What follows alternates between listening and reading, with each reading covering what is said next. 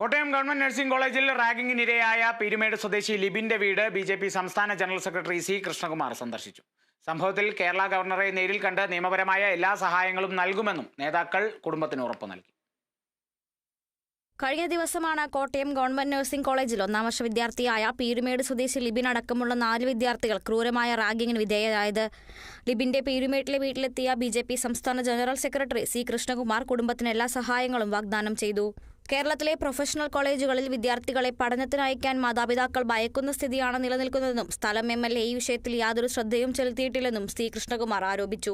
കേരളത്തിലെ പ്രൊഫഷണൽ കോളേജുകളിൽ മക്കളെ പഠിപ്പിക്കാൻ അയക്കാൻ രക്ഷിതാക്കൾ ഭയക്കുന്ന രീതിയിലേക്ക് മാറിയിരിക്കുകയാണ് കേരളത്തിലെ പ്രൊഫഷണൽ വിദ്യാഭ്യാസ രംഗം.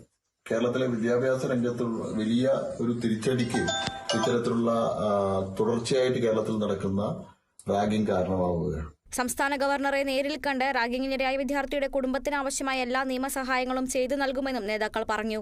അന്വേഷണം ശരിയായ ദിശയിലല്ലെങ്കിൽ തുടർ നടപടികൾ സ്വീകരിക്കുമെന്ന് ലിബിന്റെ പിതാവ് വ്യക്തമാക്കി. ഈ കഴിഞ്ഞ ദിവസം വരെ അവർ ഈ മെഡിക്കൽ ഇതുപോലും എടുത്തിട്ടില്ലായിരുന്നു, പിന്നെ കൗൺസിലിംഗ് എടുത്തിട്ടില്ലായിരുന്നു. ഞാൻ ഇന്നലെ 15-ആം തോന്നുന്നു 15-ആം തീയതി രാവിലെ വിളിക്കുകയും അത് കഴിഞ്ഞാൽ ഈ കോളേജ് അധികരും ഈ പോലീസ് വരും ഈ കൗൺസിലിംഗ് ഇനി പിന്നെ മെഡിക്കൽ എടുക്കാൻ ഇത് വെച്ച് ചെയ്തുകൊണ്ടിരിക്കുന്നു.